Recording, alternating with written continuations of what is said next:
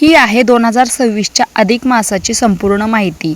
अधिक मास याचे धार्मिक महत्त्व। हा महिना भगवान विष्णूंना समर्पित केलेला आहे। भगवान विष्णू हे पृथ्वीचे पालनहार आहेत। या महिन्यात विष्णूंची भक्ती, उपासना, पूजा, व्रत याला अत्यंत महत्त्व आहे। जो कोणी अधिक मासात संपूर्णपणे सात्विक भोजन करतो, भगवान विष्णूंची आराधना करतो, त्यावर कायम विष्णू कृपा करतात अशी मान्यता आहे। तसेच या महिन्यात दान करण्याला देखील पुण्याचे मानले जाते। अधिक मास हा महिना धार्मिकदृष्ट्या महत्त्वाचा मानल्याने अनेक जण धार्मिक विधी या काळात करत असतात।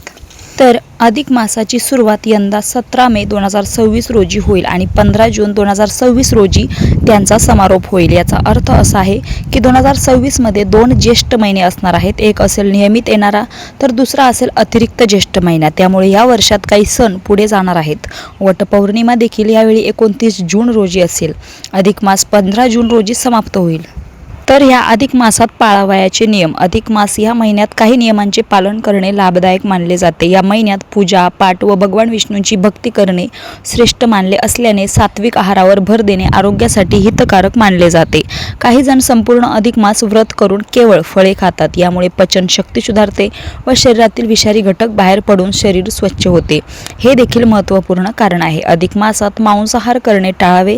जमेल तितके शुद्ध अन्न ग्रहण करावे। केवळ शरीर नाही तर मनाची शुद्धी देखील करावी। आपल्या वागण्या बोलण्यात संयम आणि मधुरता असावी। मनात द्वेष राग ठेवू नये।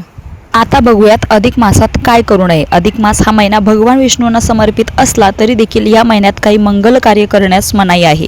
कोणतेही शुभ कार्य अधिक मासात केले जात नाही। या महिन्यात लग्न, मुंज, वास्तुशांती किंवा कोणतेही चांगले कार्य करणे टाळावे असे सांगितले जाते। अधिक मासात नवीन गोष्टींची सुरुवात केली जात नाही। कोणतीही शुभ वस्तू खरेदी केली जात नाही।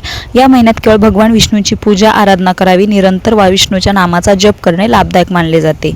याविषयी अजून डिटेल माहिती जाणून घेण्यासाठी चॅनलला सबस्क्राईब करा, कारण या पुढचा व्हिडिओ अधिक मासावरच डिपेंड असणार आहे। रामकृष्ण हरी।